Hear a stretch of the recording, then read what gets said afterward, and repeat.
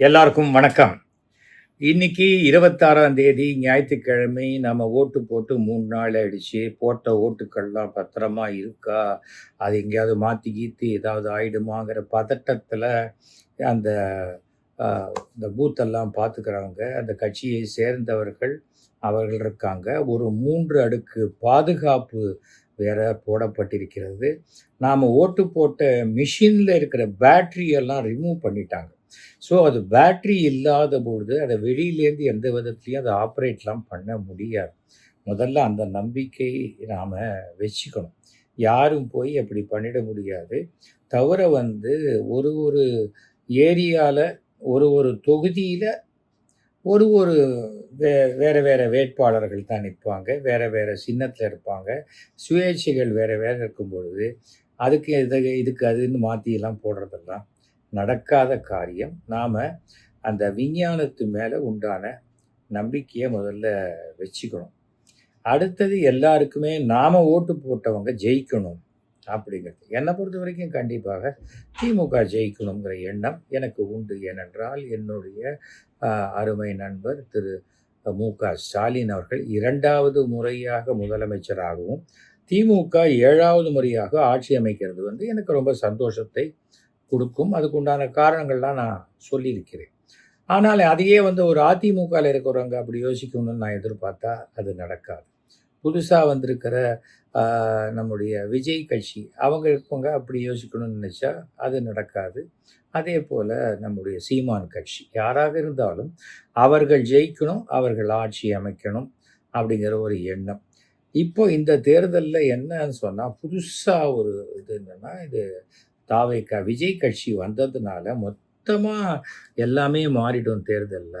அதனால எல்லாமே தாறுமாறா போயிடும் அப்படின்னு நினைக்கிறாங்க. இதே மாதிரி தான் 2006ல விஜயகாந்த் வந்தார்.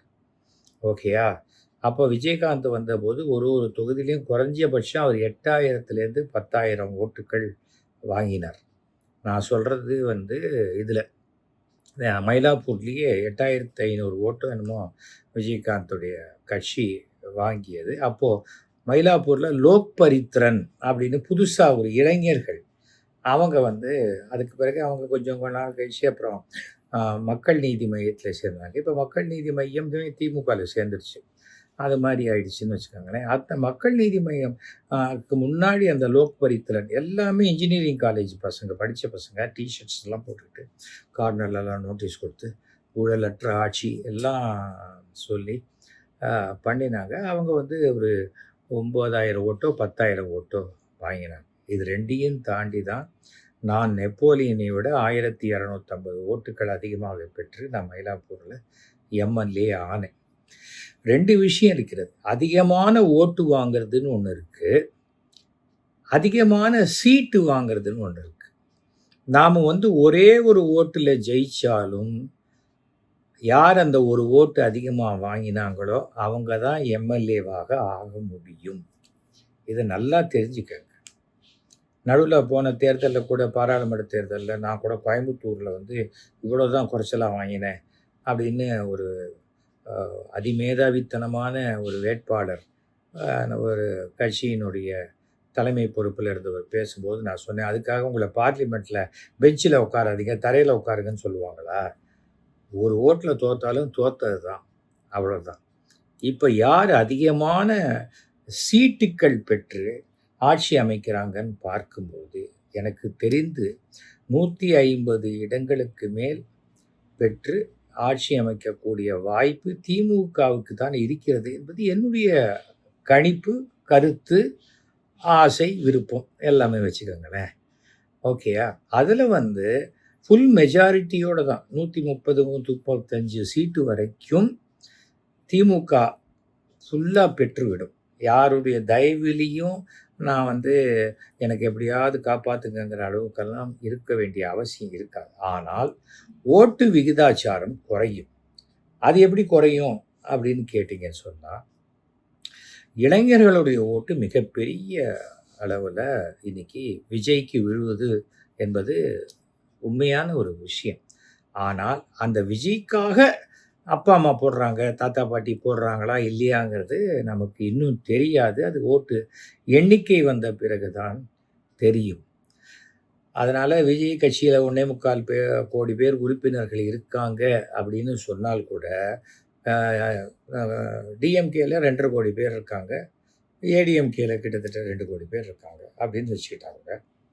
கட்சியில இருக்கிறவங்க எல்லாருமே கடைசி நிமிஷத்துல அதே கட்சிக்கு தான் போடுவாங்களான்னு சொல்ல முடியாது. பக்கத்து வீட்டுக்கு ரூ. 2000 வருது, நமக்கு வரலன்னோனே அந்த கோவம் ஜாஸ்தியாயிடும் சில சமயம். பணமே யாருமே வாங்கல நம்ம ஊர்ல, நம்ம தெருவுல யாருமே பணம் வரலன்னா அது வேற. ஆனா பக்கத்து வீட்டுக்காரனுக்கு ஒரு ரூ. 10 ஜாஸ்தி வந்ததுன்னா, "ஆ! என்ன விட அவன் வசதியா? நான் யாருன்னு காட்டுறேன் பார்." அப்படிங்கிற ஒரு மனோபாவம் எல்லாருக்குமே உண்டு. அந்த சமயத்துல, "என்னப்பா பணம் வாங்குறது தப்பு இல்லையா?" அதெல்லாம் பேசவே முடியாது. இது மனித மனம். இதை எப்படி மாத்த முடியும் சொல்லுங்க? அது எந்த ஊராக இருந்தாலும் அப்படித்தான், யாராக இருந்தாலும் அப்படித்தான். சுனாமிக்கு பணம் குடுத்தாங்க, நிவாரண நிதி. ஊட்டியில கூட குடுத்தாங்க. எதுக்கு குடுத்தாங்க? ஊட்டியில கடல் இருக்கா? சுனாமி வந்ததா? இல்லையே! அப்போ குடுக்கும்போது எல்லாருக்கும் தான் குடுக்கணும். சோழிங்கநல்லூர்ல எனக்கு வரவே இல்லன்ட்டு எனக்கு தெரிந்த ஒரு பத்திரிகையாளரே சொல்றாரு. "என்ன சார் சோழிங்கநல்லூருக்கு மட்டும் வரல" அப்படின்னா, "நீங்க தெரிஞ்சு உங்களுக்கு தான் இந்த கட்சி தலைமையே தெரியுமே சார். இந்த தலைமைக்கு போடுங்க. சோழிங்கநல்லூர்ல யாருக்கும் வரல." அப்படின்னு நீங்க போடுங்க. அப்புறம் அது அவங்க பார்த்துக்கிறாங்க. அவ்வளோதானே! தவிர இன்னைக்கு பணம் வாங்குறது தப்பு அப்படிங்கிற ஒரு எண்ணமே மக்கள் மனதிலேருந்து பெரும்பாலான மக்கள் மனசுலேருந்து போயிடுச்சு. என்ன காரணம் என்றால், இந்த பணமே நம்ம பணம் தானே! நம்ம கட்டின வரியிலேருந்து தானே வருது. நாம சம்பாதிச்ச பணத்துலேருந்து தான் வருது. என்னன்னா அவங்கவங்க வீட்லேருந்தா கொண்டு குடுக்குறாங்க. இருக்காங்க. அப்படின்னு சில பைத்தியங்கள் சொத்த அடமானம் வச்சு, வீட்ட அடமானம் வச்சு, எப்படியாவது கடன் வாங்கி 5,00,00,000, 10,00,00,000 கடன் வாங்கி, அ தேர்தல்ல நிக்கணுங்கிற சில பைத்தியங்கள் இருக்கு. இல்ல அவங்க பெரிய வியாபாரிகளாக கூட இருக்கலாம். எனக்கு அந்த அரசியல்லாம் தெரியாது. நான் 89ல முதலாக நான் சுயேட்சையா தேர்தல்ல நின்னபோது நான் ரூ. 8,000 செலவழிச்சேன். மேடை போடுறவங்க கூட, "வேணாம் தம்பி, நல்லா பேசுறீங்க. காசெல்லாம் வேணாம்." ஸ்பீக்கர் போடுறவங்க அப்படிதான். என் ட்ராமாக்கு போட்டவர் தான் போட்டாரு. "அதெல்லாம் வேணாம் விடு." அப்படின்ட்டாங்க. ஏனென்றால், அந்த நம்பிக்கை நம்ம மேல இருந்தது. அதுக்கேத்த மாரி அன்றைக்கு இடைக்கால முதலமைச்சராக இருந்த நெடுஞ்செழியன் அவர்களை விட நான் 500 ஓட்டுகள் அதிகமா வாங்கி, நாங்க 2 பேருமே தோத்து போனோம். 2 பேருக்கும் டெபாசிட் போச்சு. ஆனா, எல்லா பத்திரிகையிலயும் நெடுஞ்செழியன் அ எஸ்.வி. சேகர்ட்ட தோத்து போனாருன்னு வந்தது. நான் செலவழிச்ச ரூ. 8,000 பப்ளிசிட்டிக்கு வந்த பப்ளிசிட்டி கிட்டத்தட்ட அது வந்திருக்கும். ஒரு ரூ. 3,00,000 அளவுக்கும் அந்த பப்ளிசிட்டி வந்திருக்கும்னு வச்சுக்கோங்களேன். அவ்வளோதான். அதன் பிறகு இதுல அ அதிமுகல எனக்கு அந்த சீட்டு குடுத்து நின்னபோது கூட என்ன ரூபா குடுத்தாங்களோ, அது மட்டும் தான் நான் செலவழித்தேன். ஆரத்தி தட்டுல கூட நான் ரூ. 10 கூட போட மாட்டேன். நான் உங்க ஆரத்தி தட்டுல நீங்க ஆரத்தி எடுத்தா காசு போட மாட்டேன். அதேபோல எந்த வேலைக்கு நீங்க வந்தாலும், நியாயமான வேலையா இருந்தா உங்ககிட்ட 1 பைசா காசு கூட வாங்க மாட்டேன். அதுக்காக அநியாயமான வேலைக்கு காசு வாங்கலையான்னு கேட்டா, அநியாயமான வேலை செஞ்சு குடுக்க மாட்டேன். அப்படின்னே நான் பிரச்சாரத்திலேயே சொல்லி தான் ஜெயிச்சவன் நான். அதனால இந்த ஒரு விஷயத்தெல்லாம் எதற்காக சொல்றேன்னா, என்னை பொறுத்தவரைக்கும் அரசியல் என்பது, அது சமூக சேவை செய்வதற்கு அதிகாரமுள்ள ஒரு இடம். அப்படித்தான் நான் நான் பார்க்கிறேன். ஆனா, இன்னைக்கு இருக்கக்கூடிய சூழ்நிலையில அது கிடையாது. டாஸ்மார்க்க மூடணுங்கிறாங்க. டாஸ்மார்க் எந்த அரசு வந்தாலும் மூட முடியாது. ஏனென்றால், டாஸ்மார்க்ல வரக்கூடிய பெரும்பான்மையான பணம் தான் மக்கள் நலத்திட்ட உதவிகளுக்கு போய் சேருது.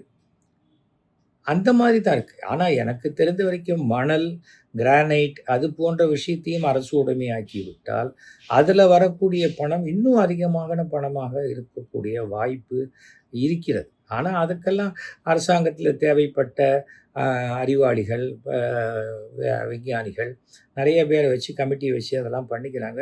ஒரு ஆட்சி நமக்கு எந்த விதமான பாதகத்தையும் செய்யாம இருக்கா, அது நல்ல ஆட்சி அப்படின்னு நான் நினைக்கிறேன். ஏனென்றால், அ தமிழ்நாட்டில ஒரு 8,50,00,000 பேர் இருக்காங்கன்னா, அந்த 8,50,00,000 பேர்ல 8,00,00,000 மக்களுக்கு காலையில எழுந்த உடனே சுவிட்ச் போட்டா லைட் எரியணும். பைப்ப திறந்தா குழால தண்ணி வரணும். ரேஷன் கடைக்கு போனால் ஒழுங்காக ரேஷன் பொருள் கிடைக்கணும். பெட்ரோல் பங்க் போனால் கரெக்டாக பெட்ரோல் கிடைக்கணும்.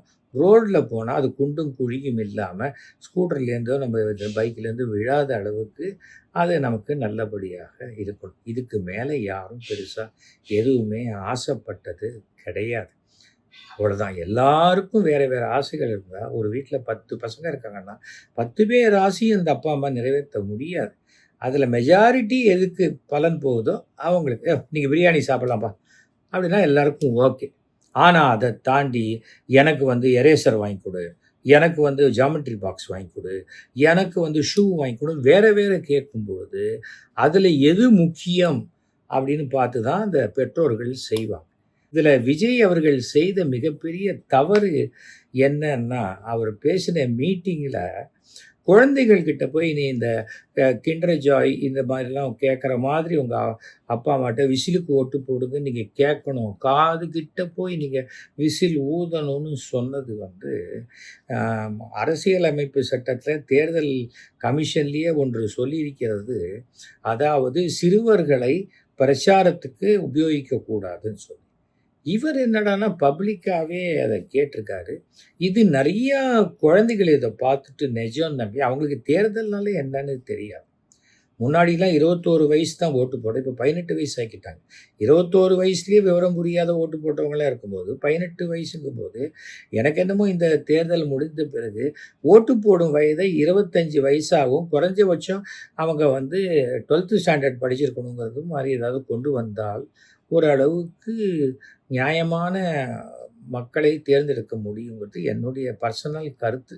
அது ஒருத்தருக்கு ஒருத்தர் மாறுபடலாம். "ஐயா இந்த ஆள் என்ன லூசு மாரி பேசுறான்" அப்படின்னு சொல்லிட்டு போறவங்களும் சொல்லிட்டு போலாம். அது வேற. ஆனால் விஜய் அப்படி செய்திருக்க கூடாது. அவருக்கு இன்னும் சோசியல் ரெஸ்பான்சிபிலிட்டி அதிகமாக வேண்டும். அரசியல் வேற, சினிமா வேற. சினிமாவையே அப்படியே அரசியலா மாத்தணும்னா நடக்கவே நடக்காது. அது வந்து இந்த தேர்தல் ஆரம்பத்திலேயே சொல்லியிருக்கேன். விஜயினுடைய வருகை மற்ற எல்லா கட்சிக்கும் ஒரு ஒரு ஐ ஓப்பனர். புதிய பார்வையை திறக்கக்கூடிய தேர்தலாக இது அமையும். அதே சமயம் இந்த தேர்தல் விஜய்க்கே அரசியலை பற்றி ஒரு புதிய பார்வையை திறக்கக்கூடிய தேர்தலாக அமையும். இதுதான். அதனால யாருக்கு வந்து குழந்தை பிறக்க போகுதோ, அவங்க மட்டும் தான் பிரசவ வலி படணும். வீட்ல இருக்கிற அப்பா, அம்மா, புருஷன், தம்பி, தங்கச்சி எல்லாருக்கும் பிரசவ வலி வந்தா கூட பிரயோஜனம் இல்லை. ஏன்னா குழந்தை ஒருத்தருக்கு தான் பிறக்க போகுது. அது மாதிரி யார் தேர்தல்ல நிற்கிறாங்களோ, அவங்க தான் வெற்றி பெற வேண்டும். ஏன் அது அது அது வந்து அந்த டென்ஷன் அவங்களுக்கு இருக்கிறது நியாயம். ஆனா, அது ஒரு கான்ஃபிடன்ஸ் இருக்கணும். நம்ம போட்டோம். நான் வந்து ஓட்டு எண்ற அன்னைக்கு கூட ஒரு 11 மணிக்கு தான் போனேன். காலையில போய் நான் என்ன பண்ண போறேன்? நான் என்ன மாத்த போறேன்? ஒண்ணும் மாத்த போறதில்ல. கரெக்ட்டா நான் ஒரு 12:30 மணிக்கு போறேன். என்டர் பண்ணும்போது, "அண்ணே ஜெயிச்சிட்டீங்கண்ணே நீங்க" அப்படிங்கிறாங்க. அதுக்கு முன்னாடி ஒரு டீ கடையில டீ சாப்பிடுறேன். அங்க டிவியில போட்டிருக்காரு, "எஸ்.வி. சேகர் பின்தங்குகிறார்ன்னு" போட்டிருக்காங்க. என்ன பண்ண முடியும்? அத பார்த்துட்டு அப்படியே நான் வீட்டுக்கு போ முடியுமா? எதற்காக சொல்றேன் என்றால், பொது வாழ்க்கைக்கு வந்த பிறகு வெற்றி, தோல்வி இதெல்லாம் சகஜம். அதை 2யும் சம மனநிலையில எடுத்துக்கொள்ளக்கூடிய அ ஒரு மனச நம்ம வச்சுக்கணும். அதே சமயம் இது குழந்தைகளுக்கெல்லாம் அது அப்படி இருக்குமா? இருக்காதான்னு நமக்கு தெரியாது. ஆகவே தயவு செஞ்சு இப்போ இந்த கேப்ல உங்க வீட்ல இருக்கிற பசங்க கிட்டலாம் சொல்லி வைங்க. நெறைய ஓட்டு வாங்குவீங்கப்பா. ஆனா ஆட்சி அமைப்பீங்களான்லாம் தெரியாது. அதெல்லாம் அவசரப்படாதீங்க. அது வேற, இது வேற. இன்னைக்கு இல்லன்னா இருக்கு 26 இல்லன்னா 31 இருக்கு. 31 இல்லன்னா 36 இருக்கு. பார்த்துக்கலாம். அது தேர்தல் என்பது வேற. அப்படிங்கிறத சொல்லணும். ஏடிஎம்கேயும் பல தேர்தல்ல தோத்துருக்கு. திமுகவும் பல தேர்தல்ல தோத்திருக்கிறது. டெல்லியில காங்கிரஸும் தோத்துருக்கு. பிஜேபியும் தோத்துருக்கு. இதெல்லாம் தெரிஞ்சுக்கணும். வெற்றி, தோல்வி என்பது. இத போய் டென்ஷனா மனசுல ஏத்திக்கிட்டு எங்க திரும்பினாலும், "என்னப்பா தேர்தல் எப்படிப்பா? தேர்தல் எப்படி?" என்ன கூட ஒருத்தர் கேட்கிறார். லண்டன்லேருந்து ஃபோன் பண்ணி, "என்ன சார் தேர்தல் எப்படி போச்சு?" "வழக்கப்படி தான் போச்சு." "யார் ஜெயிப்பாங்க? யார் நெறைய ஓட்டு வாங்குறாங்களோ அவங்க தான் ஜெயிப்பாங்க." "என்ன சார் இப்படி பேசுறீங்க?" "நான் என்ன நான் என்ன யாருக்கு தேர்தல் அறிவிப்பு சொல்றேன்ட்டு சொல்லியிருக்கேனா? இல்லையேப்பா. எதுக்காக எனக்கு ஃபோன் பண்ணி கேட்குற? அப்படின்னு தான் நான் சொன்னேன். அது அவங்களுக்கு ரூடா கூட தெரியல. ஆனா நான் ஃபோன எடுத்தோனே இதையே நான் பேசிக்கிட்டு இருக்க முடியுது. நான் எங்க வீட்டு வாசல்ல இருக்கிற இப்ப ஸ்டாலின் பேனரையோ, அதெல்லாம் நான் எடுக்கவே இல்ல. என்ன கேட்டாங்க. இத எடுக்கணும்னு வந்து கேட்டாங்க. இது எங்க வீட்டுக்குள்ள இருக்கிற பேனர். நான் ரோட்ல பேனர் வச்சா தான் அரசியல் பேனர நீங்க எடுக்க முடியும். எங்க வீட்டுக்குள்ள இருக்கிற பேனர நீங்க எப்படி எடுக்க முடியும்? அப்படின்னோனே போயிட்டாங்க. நம்ம அந்த அளவுக்கு கிளியராக இருக்கணும். அவ்வளவுதான். நான் எதையும் எதிர்பார்த்து யாரோடையும் பழக மாட்டேன். திரு ஸ்டாலின் அவர்கள் 1980கள்லேருந்து பழக்கம். கலைஞர் அவர்களையும் 80லேருந்து பழக்கம். அதனால எங்க வீட்ல பார்த்தீங்கன்னா, எல்லாருடைய ஃபோட்டோவும் இருக்கும். நான் எல்லாரோடையும் நட்பாக பழகக்கூடியவன் தான். யாரும் என்னுடைய விரோதி கிடையாது. எனக்கு எதிரியும் கிடையாது. அந்த லெவல்ல இருக்கிறதுனால என் வாழ்க்கை சிறப்பாக இருக்கிறது. யார்கிட்டயும் நான் எதையும் எதிர்பார்க்கிறதும் கிடையாது. போன வாரம் வந்து ஆ டாக்ஸ் கட்டணும், ஹவுஸ் டாக்ஸ் கட்டணும், ப்ராப்பர்ட்டி டாக்ஸ் கட்டணுன்ட்டு எனக்கு எஸ்எம்எஸ் வந்தது. சாயங்காலம் 4 மணிக்கு வந்தது. 4:15 மணிக்கு எனக்கு டாக்ஸ் கட்டிட்டு முடிச்சுட்டேன். அவ்வளோதான். எனக்கு இந்த கடைசி நாள் வரைக்கும் வெயிட் பண்ணி டாக்ஸ் கட்டுறது, தள்ளி போடுறது அதெல்லாம் என் பழக்கமே கிடையாது. ஏர்டெல் பில்லு 24ஆம் தேதி காலையில வந்ததுன்னா, 24ஆம் தேதி மத்தியானத்துக்குள்ள ஏர்டெல் பில்ல நான் கட்டிடுவேன். அந்த மாரி இருக்கிறனால தான் நான் ஆ தைரியமாகவும், நேர்மையாகவும் இருக்கேன். அதுக்காக சொல்றேன். யாரும் டென்ஷன் ஆகாதீங்க. யார் விருப்பப்பட்டீர்களோ, அந்த விருப்பம் நிறைவேறுவதற்கு நான் வந்து ஆ உங்களுக்கு ஒரு தைரியத்த குடுக்குறேன். டென்ஷன் ஆறதுனால எதுவுமே நடக்காது. By worrying you cannot solve any problem. ஒரு பிரச்சனையை எப்படி முடிவுக்கு கொண்டு வரதுங்கிற முயற்சி செய்யணும். கவலைப்பட்டுக்கிட்டே இருந்தா எப்படி? சரியா வராது. அதற்காகத்தான் நான் இந்த விஷயத்த சொல்றேன். முதல் தடவ ஓட்டு போடுறவங்களுக்கு ஒரு எக்ஸைட்மென்ட் இருக்கும். அந்த எக்ஸைட்மென்ட்ல இருக்கிறதுக்கு விடுங்க. ஏன் அவங்கள போய் ரொம்ப கேலி பண்ணிக்கிட்டு, இது பண்ணிக்கிட்டு, அது பண்ண வேண்டிய அவசியம் இல்ல. அதற்காக சொல்றேன். ஆனால் இந்த 2006 தேர்தலை போன்று இந்த தேர்தலும் ஒரு மிகப்பெரிய ஒரு ஓ எதிர்பார்ப்புகள்ல மாற்றத்தை கொண்டு வருவதை தவிர, ஆட்சியில எந்த விதமான மாற்றத்தையும் கொண்டு வர மாதிரி எனக்கு தெரியல. அது ரொம்ப இந்த மாற்றம் வேணும் அப்படிங்கிற வார்த்தைய நம்ம யூஸ் பண்றதுக்கு இப்ப ஜாக்கிரதையா யூஸ் பண்ண வேண்டியிருக்கிறதுனால சொல்றேன்.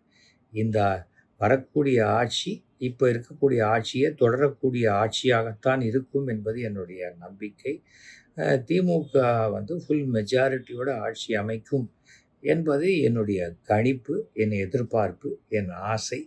ஆகவே 2வது முறையாக முதலமைச்சராக அமரப்போகும் என்னுடைய அருமை நண்பர் ஸ்டாலின் அவர்களுக்கு என்னுடைய மனமார்ந்த வாழ்த்துக்களை நான் தெரிவித்துக் கொள்கிறேன்.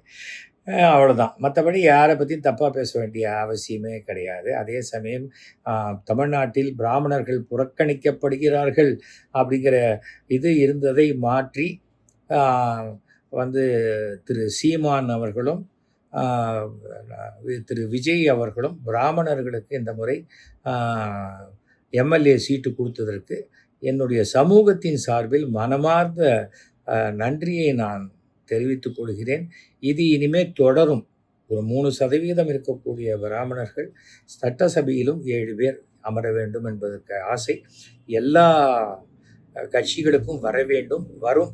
ஏனென்றால் இந்த தேர்தல் முடிவு அப்படிப்பட்ட எந்த ஒரு ஜாதியும் இனிமேல் நாம் புறக்கணித்தால், நமக்கு அது வந்து பாதகமாகிவிடும் என்ற சூழ்நிலையை இந்த தேர்தல் ஏற்படுத்தும் என்ற நம்பிக்கையும் எனக்கு இருக்கிறது. ஆகவே எப்பவுமே நல்லதே நடக்கும் என்ற நம்பிக்கையில நாம வாழ்வோம். அதுதான் ஆரம்பத்தில நான் சொன்ன மாரி தான் மீண்டும் என்னுடைய அருமை நண்பர் திரு மு.க. ஸ்டாலின் அவர்களுக்கு, மீண்டும் தமிழக முதல்வராக அமரப்போகும் ஸ்டாலின் அவர்களுக்கு என்னுடைய மனமார்ந்த வாழ்த்துக்கள்.